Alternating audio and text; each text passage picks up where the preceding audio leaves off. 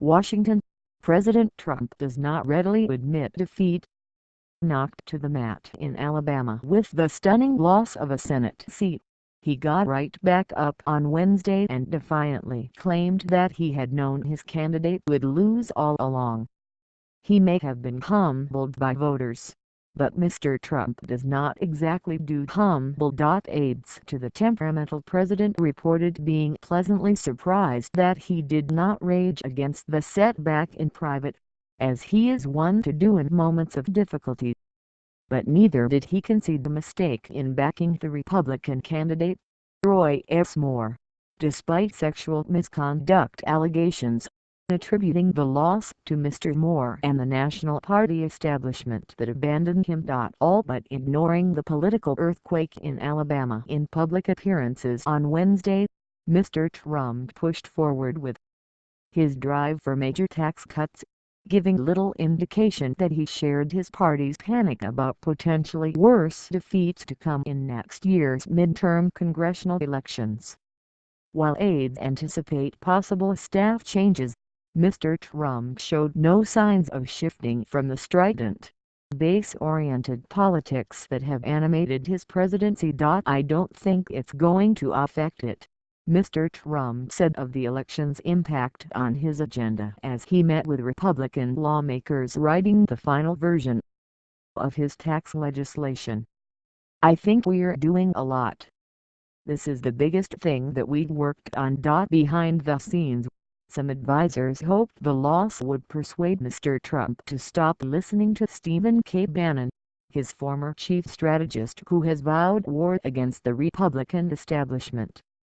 But Mr. Trump talked with Mr. Bannon for 15 minutes by phone on Tuesday, aides said, and seemed disinclined to cut the advisor from his circle. Nor was it clear that Mr. Trump was any more eager to reach across the aisle and build new coalitions with Democrats even as his party's control of the Senate narrowed to a single seat. With Wednesday's agreement on a final tax cut bill, Mr. Trump seems poised to push through his first major achievement after a year of legislative frustrations, but it remained uncertain how he would proceed after that. "I think he's going to have a compelling story to make that my agenda is making the country better," said Matt Schlapp, the chairman of the American Conservative Union. But he recommended that Mr. Trump recruit Democrats for legislation on criminal justice and infrastructure. "I think the president and the administration should look for allies outside of the leadership as well, not in opposition to leadership. But there are other voices that might lead to a different coalition of members that would support their agenda." Mr. Trump flirted with bipartisanship briefly during the fall when he cut a 3-month spending deal with Senator Chuck Schumer of New York and Representative Nancy Pelosi of California, the Democratic leaders. But when he sought to extend that cooperation with an agreement to allow younger immigrants brought into the country illegally to stay, conservatives objected and he quickly retreated. Other presidents have been knocked off stride by special elections that ultimately presaged greater defeats. In 1991, George Bush was stunned when his Attorney General, Dick Thornburgh, lost a special election for Senate against Harry Swofford, a little-known Democrat whose strategists went on to help Bill Clinton topple the incumbent president a year later.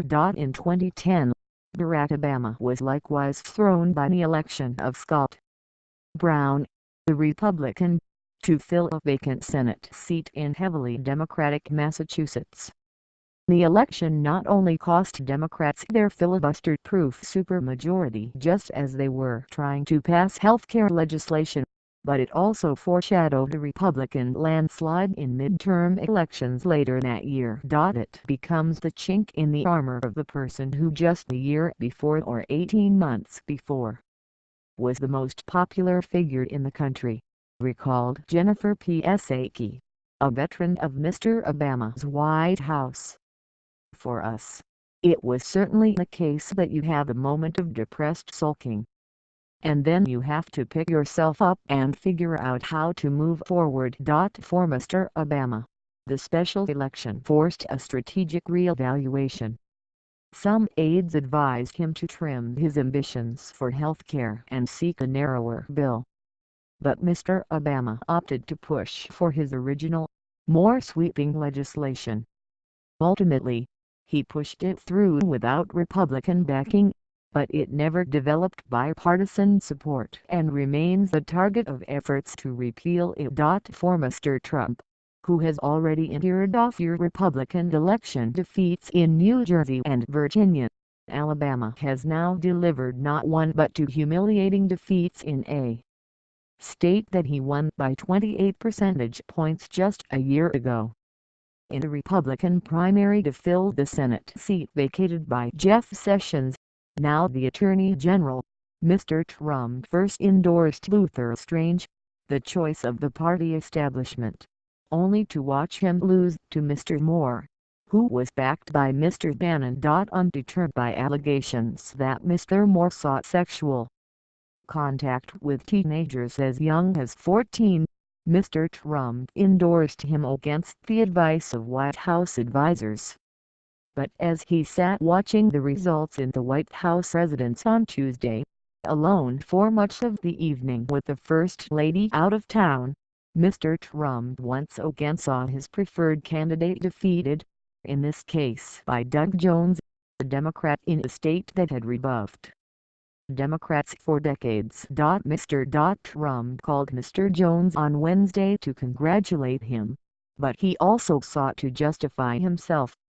"The reason I originally endorsed Luther Strange and his numbers went up mightily, is that I said Roy Moore will not be able to win the general election," he wrote on Twitter on Wednesday morning. "I was right. Roy worked hard but the deck was stacked against him!" For the rest of the day, Mr. Trump solicited the opinion of almost every advisor he encountered, asking what they thought of his tweet or whether he had made a mistake supporting Mr. Moore. In private conversations, the president said he had been left with several bad options. Aides said he had backed Mr. Strange, but he had said he would back the Republican nominee. Some White House aides hoped that Mr. Trump would write off Mr. Bannon after the loss. But Mr. Bannon has served as a kind of seeing eye dog for the president.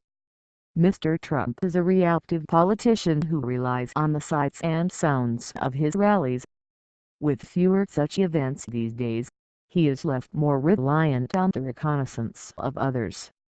Mr. Trump is also relieved that Mr. Bannon serves as something of a human shield, absorbing criticism that otherwise might be directed at him. According to two advisers, the defeat may prompt or at least coincide with staff changes. Even as votes were counted in Alabama on Tuesday night, Omarosa Manigault Newman, the former contestant on The Apprentice who worked in the White House Office of Public Liaison, resigned after criticism that the office had not done enough to build coalitions. Another aide who came in for finger-pointing primarily from outside the White House on Wednesday was Bill Stepien, the president's political director. Mr. Trump has appeared more open to the need for change, two advisers said, and they anticipated that Mr. Stepien's influence might be diminished by the addition of other aides. Mr. Stepien, who worked for Chris Christie of New Jersey and was a figure in the bridge closing scandal, is well liked by most of the White House employees and seen by some as an unfair straw man for larger problems. Mr. Trump made no public mention of staff on Wednesday, but ever ready for a fight, he seemed to hark back to last year's election by referring to an insulting term that Hillary Clinton once used for some of his supporters. "Somebody else called me and everybody else the deplorables," he said at a White House event with families he said would benefit from his tax plan. "Have you ever heard that term? Right? We're proud to be the deplorables and we're doing well.